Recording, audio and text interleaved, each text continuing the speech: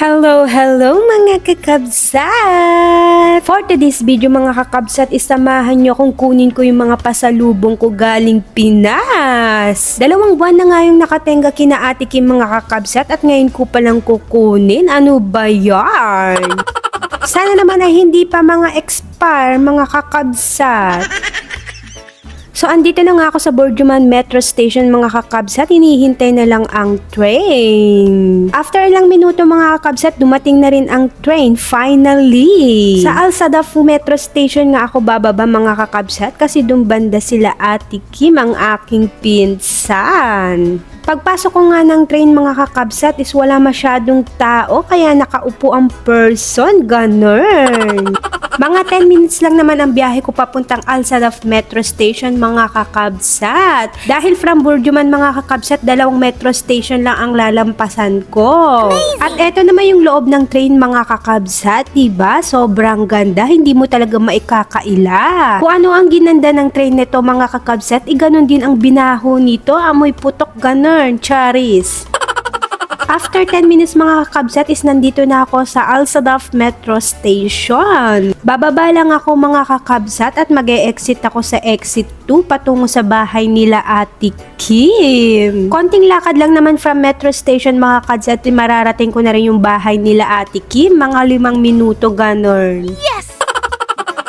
Paglabas ko nga ng metro station mga kakabsat, ito ang bumungad sa akin. Napaka-peaceful naman ng lugar na to.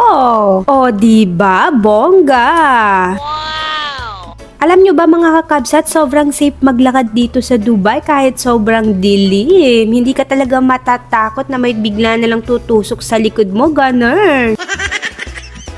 At mostly dito sa Dubai mga kakabsat, mas maraming tao sa gabi kaysa sa umaga, ganun.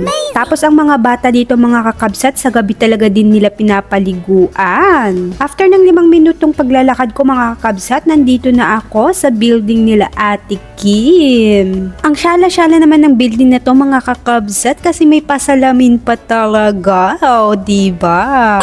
Paakyat na rin ako sa flat nila Ate Kim mga kakabsat. Sumakay lang din ako ng elevator papunta doon. Alangan lumipad ako. Ano ba yan?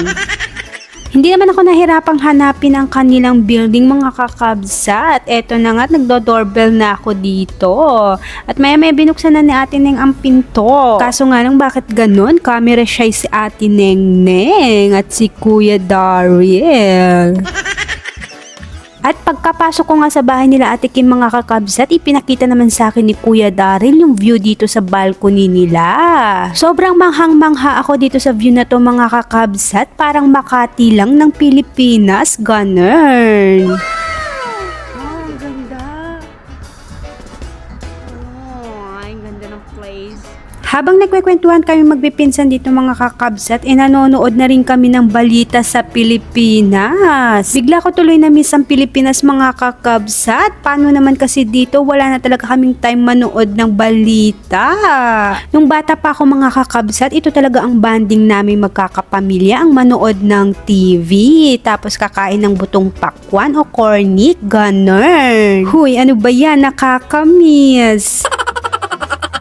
Nagpadala rin palang aking tita ng Nissin, banana chips, facial wash, cornic na akala ko popcorn, choco bar. Tita Lek, kinuha na po natin na yung ganito, 3. Pastillas na sobrang namiss ko, pulburon from Goldilocks, ang pambansang pasalubong ng mga OFW, charis.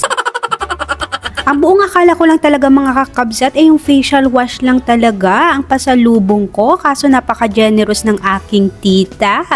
Salamat Tita Lay! So paano ba yan mga kakabsat? Hanggang sa muli! Bye!